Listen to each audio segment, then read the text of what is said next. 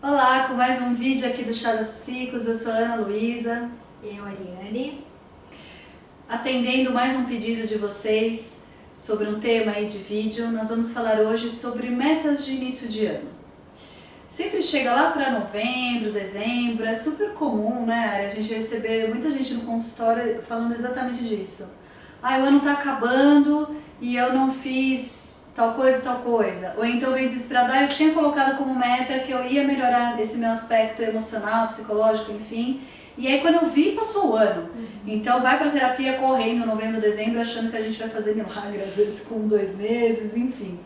Então existe essa questão ali, né, dessa coisa de todo começo de ano as pessoas estabelecerem metas e poder ali chegar no final do ano, que às vezes elas se dão conta de que elas não fizeram aquilo que elas tinham planejado, ou entram no desespero, ou ela entende que tá ok. Então acho que é legal a gente falar um pouco sobre essa questão ali da nossa experiência, né? Sobre a questão das metas de final de ano, início de ano, enfim, como é que a gente avalia tudo isso. Mas que eu também gostaria de começar aqui separando, eu não sei como é que seria para você. Acho que primeiro a gente precisa separar que existe uma questão objetiva e outra que é subjetiva. Sim. Né? Então se a gente for pensar no lado objetivo, a gente pode falar sobre estratégias, a gente pode falar sobre técnicas, e que a gente pode até falar disso num outro vídeo, né? Mas se a gente for falar de técnicas, por exemplo, a gente fala sobre a importância da gente estabelecer metas nunca somente a longo prazo, mas a curto, médio e longo prazo, do quanto que o nosso funcionamento cerebral ele é muito do aqui e agora, então o nosso cérebro ele não está preocupado se você colocou como meta daqui a 6 meses tal coisa, ele está preocupado com aquilo ali do hoje. Então, às vezes as pessoas acabam se perdendo na questão das metas por não entender esse funcionamento cerebral, de que a gente precisa de tarefas diárias para poder atingir uma meta. Isso tudo são estratégias, são técnicas que a gente vai aprendendo, né? A pessoa da administração, do coach fala bastante disso, mas eu queria que a gente discutisse mais a questão subjetiva. O que você acha? Eu acho que é muito importante, né, antes da gente estabelecer algumas metas, que a gente tenha o nosso autoconhecimento funcionando, né, Ana? Porque... Que é a questão do subjetivo. Que é a questão do subjetivo, porque é muito complicado eu querer estabelecer uma meta, ou algumas metas, sem saber exatamente se aquela meta faz sentido pra mim. Porque eu acho que principalmente nos dias de hoje, a gente tá muito no automático, assim, sabe? Fulano fez, então eu também quero. Nas redes sociais tá meio que imposto isso, eu vou lá e quero pra mim. Mas assim, sem saber exatamente se aquilo faz sentido pra mim, sem considerar meus limites, sem considerar meu tempo, a minha realidade, inclusive sem considerar a realidade externa toda, né? Vamos pensar, nesse ano, 2020, pandemia, quantas metas a gente tinha lá até março que a gente não pôde cumprir, né? E quanto que a gente às vezes é atravessado pelo incontrolável. A pandemia acho que vem mostrar isso pra gente. E se a gente ficar muito engessado naquela meta que a gente criou, a gente vai ficando muito frustrado, muito angustiado.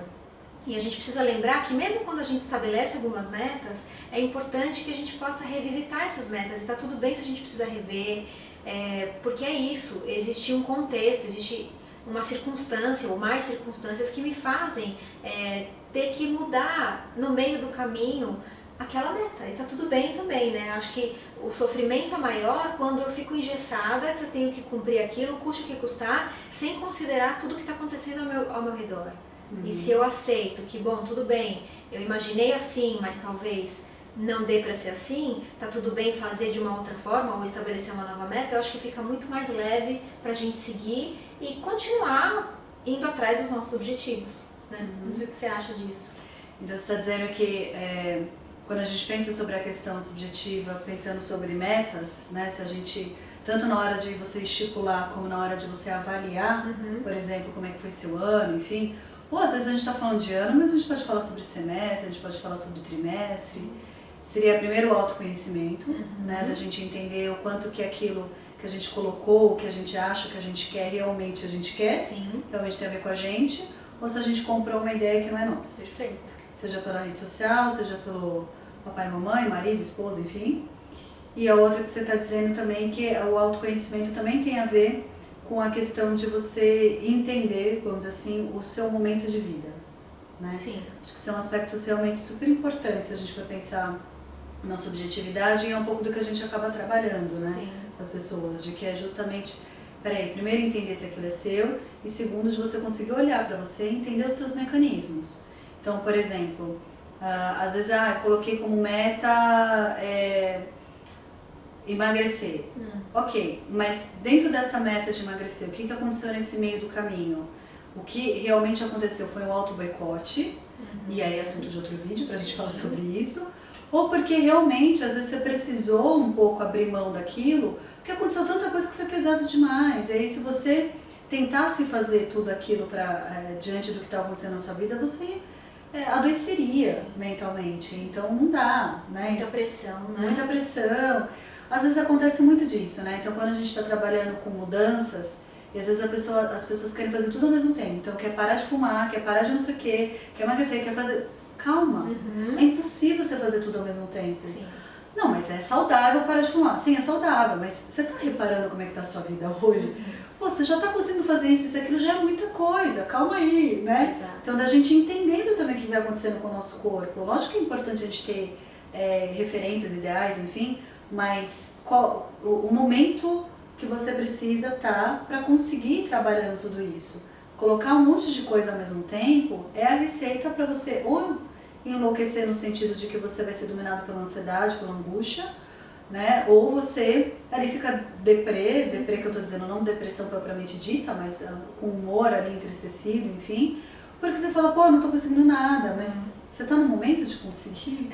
Acho que também tem um outro ponto, às vezes a gente entra numa autocobrança tão gigantesca que a gente esquece de valorizar os pequenos passos que a gente está dando e só fica focado em olhar o que não está funcionando, que eu acho que isso também é uma armadilha, né? E eu pensei nisso enquanto estava falando, porque eu acho que anda muito junto, assim, as metas, o que eu tenho que fazer, o que eu tenho que cumprir, mas sem considerar a minha realidade agora, sabe?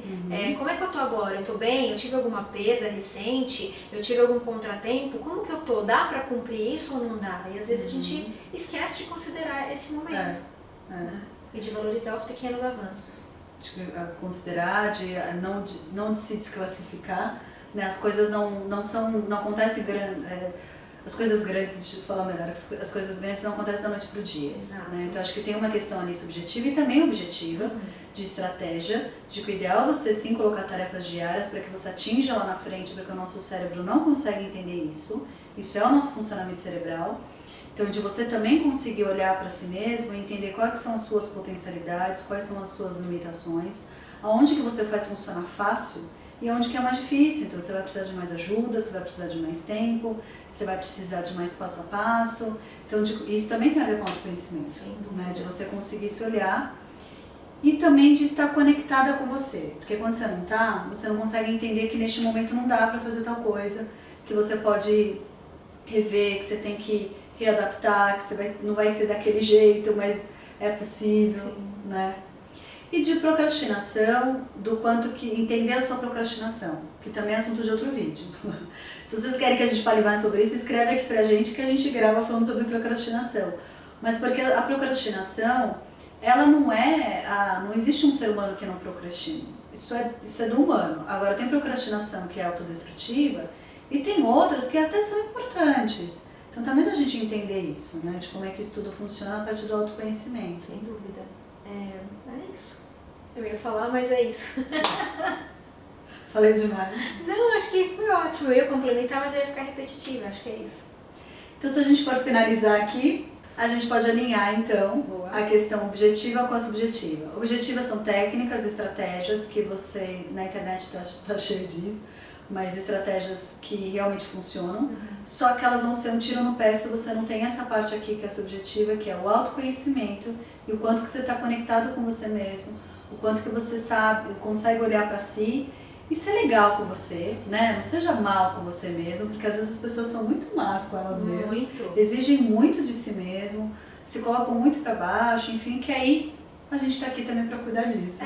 E acho que também tem um outro ponto importante nessa parte mais subjetiva, é que é para a gente tentar sempre, apesar das metas a longo prazo, a médio prazo, a curto prazo, sempre tentar manter o estado de presença, Sim, a coisa do aqui e fundamental. agora mesmo, né? É hoje, a gente só tem o hoje mesmo.